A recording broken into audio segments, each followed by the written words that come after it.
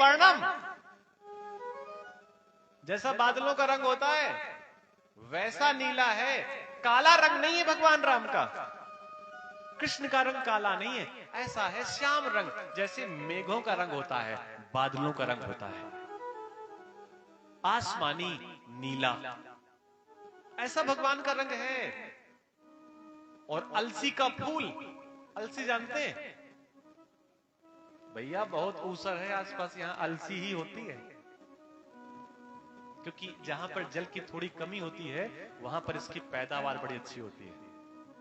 अलसी के फूल को कभी गिना है कितनी पत्तियां होती हैं? कितनी होती है? कुछ जानकारी है? 6। एक फूल में 6 पत्तियां होती हैं। और अलसी का रंग कैसा होता है? जैसा आकाश का रंग होता है। और ऐसा अलसी का फूल भगवान नारायण को प्रिय है, और नारायण को प्रिय होने के कारण शिव को भी प्रिय है। कनेर का फूल पीला, पीतांबरधारी भगवान कृष्ण को बताया गया। और ऐसा पीला फूल भगवान शिव को अत्यंत प्रिय है। सबसे कोई प्रिय वस्तु है भगवान को तो बेलपत्र, सबसे ज्यादा। और ऐसा बेलपत्र जिसमें 3 पत्तियां हो, क्या कहना। 3 पत्तियों का भी बेलपत्र होता है, 4 का भी होता है, 5 का भी होता है। किसी किसी को मिलता है, हमको तो अनेकों बार मिलता क्या है, लोग पकड़ा देते हैं। सावन के महीने अभिषेक कराने जाओ, लोग कहते हैं पंडित जी देखो ये कितने पत्ती का है, तो कभी 4 का कभी 5 का, ऐसा अनेकों बार देखने का सौभाग्य प्राप्त हुआ। बेलपत्र भगवान शिव को अत्यंत प्रिय है।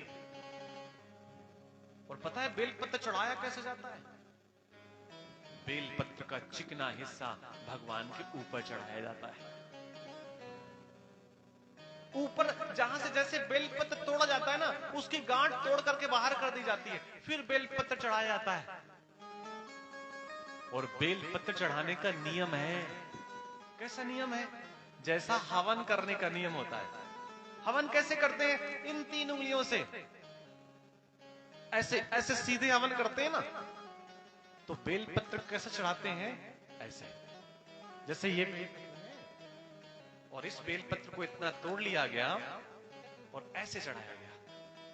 भगवान शिव को बहुत प्रिय है। और जब बेलपत्र चढ़ाया जाए तो इसकी एक पंक्ति, एक पत्ती पश्चिम दिशा की ओर हो, एक पत्ती पूरब दिशा की ओर हो, और जो सीधे वाली पत्ती है वो उत्तर दिशा की ओर हो। ऐसे बेलपत्र चढ़ाने की प्रक्रिया बताई गई।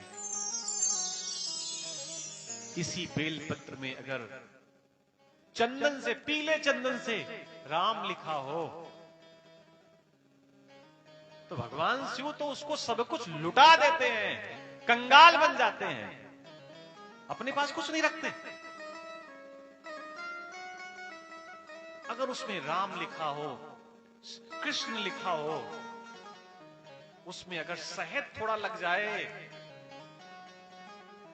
बेलपत्र में, तो फिर क्या कहना। चंदन की जगह अगर भस्म से राम लिख दिया गया हो तो भगवान तो आंख बंद करके बैठ जाते हैं कि मेरे पास जो कुछ है तुझे चाहिए ले जा, मेरा कुछ नहीं है। तो भगवान तो भैया ऐसे अवढ़ दानी है। एक बात और है, भगवान शिव को कभी देते हुए नहीं देखा गया। भगवान कभी शिव देते हुए दिखाई नहीं देते कि हाथ में कुछ दे रहे हैं किसी के। भगवान शिव जब भी दिखते हैं तो लेते हुए दिखाई देते हैं, कभी मथुरा की गलियों में, कभी अयोध्या की गलियों में कटोरा लेकर के दिखाई देते हैं। और लोगों को लगता है अरे ये तो खुद ही बाबा जी हैं, ये क्या देंगे। लेकिन भैया जो महादेव दे सकते हैं वो कोई और नहीं दे सकता। इसीलिए भक्त लोग महादेव के भजनों को बड़े भाव से गाते हैं। हम लोग भी उनका ध्यान करते हैं।